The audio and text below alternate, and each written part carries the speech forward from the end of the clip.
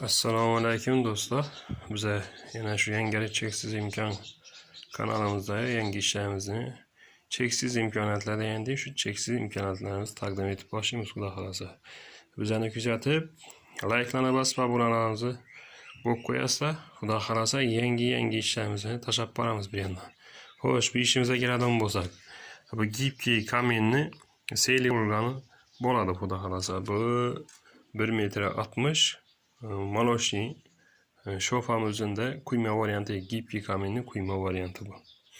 Однотонный bo'ladi bu nemiz. Keyingi zakazimiz nesine? Hech qanday shoflari o'zgargan joyi yo'q. Tak 71 kvadrat bölmesi. Объемы hozir endi buni ham shu yerda gösterib o'tali. Gipki kamen blok razmerida o'zimiz u yerda chiqarganimiz bor edi, avval bir gösterib o'tadik. Bularimizni skitcha vaqada qo'yib qo'yibmiz. Biz 55 ming so'mdan o'zi skitcha qo'ydik. Bularimizni tayyor mahsulot 50 ming so'mdan beramiz yetirib.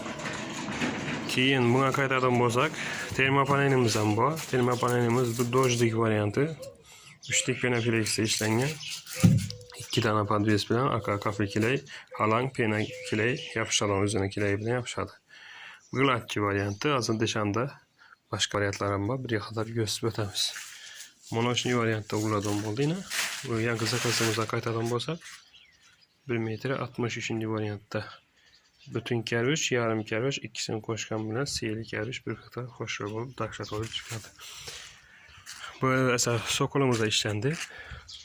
Seyli rangda, bu ham shop qara.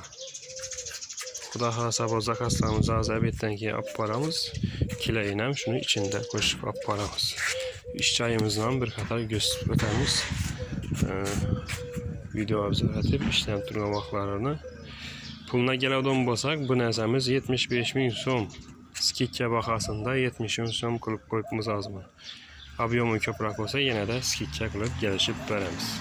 Telefon nomerlarimizni eslatib o'tadigan bo'lsak, 97lik 512 20 89, 95lik 555 06 89 telefonlar bilan telefonu bağlanaverasizlar.